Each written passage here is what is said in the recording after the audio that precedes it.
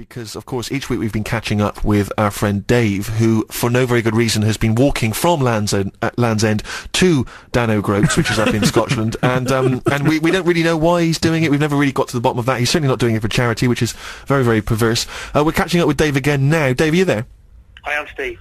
Now, of course, this is very bizarre. Because we are pre-recording the show, we have to just speculate where you might be when this show is being broadcast. So this is about, what, a week, 2 weeks before? Well, we're about 10 days out. About 10 days out. So where, roughly, do you think you'll be in 10 days' time?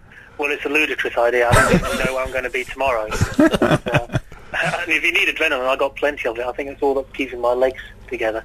But I can stick my finger in the air, and I reckon I will be, by the time this is actually going out, somewhere in the Pennines, maybe Hebden Bridge area around Halifax. Okay. Either that or in Southern California, and the way it's going at the moment, I may just pop on a flight over. What, you might just pack it all in? Is it not going well? Has it been a difficult week?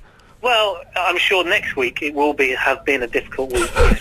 Okay, this is amazing. This is so postmodern, isn't it? So, okay, so let's assume, because we're going to be speaking to you soon for the live show, let's just not talk about this week. Let's talk about the imaginary next week. Okay. So where will you have slept last night, Dave? Well, I would have spent a bad night in Wolverhampton, possibly as good as it gets round there. Yeah. And I get the feeling that someone's going to throw golf balls at me.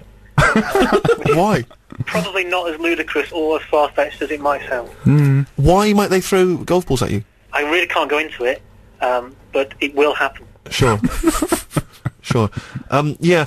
No, we've been trying to piece together why it is that you're doing this, and we often have been describing you as almost a sort of an existential hero in some respects, a man who's perhaps a little lost in the universe, like all of us, but a man who wears it on his sleeve, and maybe is trying to discover exactly why he has been put on this planet, and maybe he thought that by doing this preposterous walk, not for charity, that he would somehow add something. And you've denied that. Sometimes you've said to me, you know, Steve, no, I'm not like that. I'm not a dark soul. I'm not a twisted soul. I'm just a guy doing a walk. Well, I'm going to find a piece of evidence which I think maybe disputes that, because if you recall, some time ago you sent me a compilation, Dave.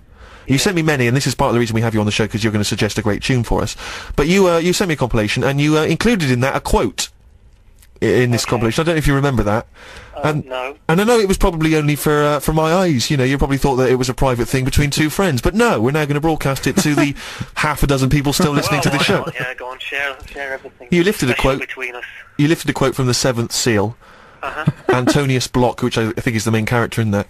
And this is the quote, Dave. Now, okay, I may have painted you wrongly, all right, but here's the quote.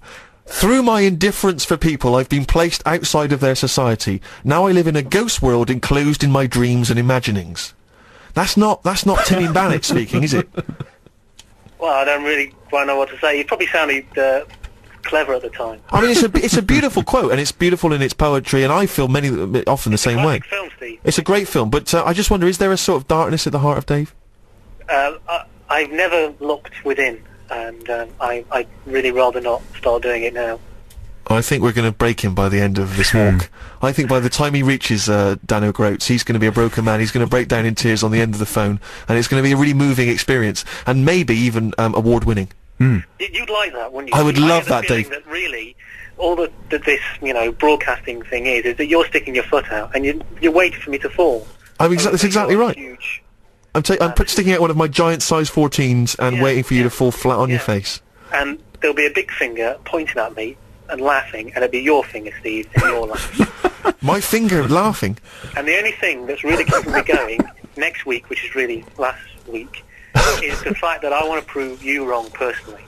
Great. Okay. Well, good. Now this is interesting now, because there's a sort of conflict now. There's a little tension here, which is exciting, and the idea that this is. I'm glad you've noticed it at last. It's great. It's great. It's great. Listen, 5 weeks or whatever it is. Well, listen, we'll be back live to catch up with you next week, which is obviously in 2 weeks, which is so confusing. We just have to play some music now and move on. But we will speak to you again very soon, and obviously we wish you all the best in your continued adventure. Which tune have you got? Wish me all the best or not? I can't quite make it out. Yes, I wish you all the best in your continued adventure. All right. It's all right, we'll cut out any of the dead bits. So which tune have you chosen for us? Okay, the tune is particularly cheerful.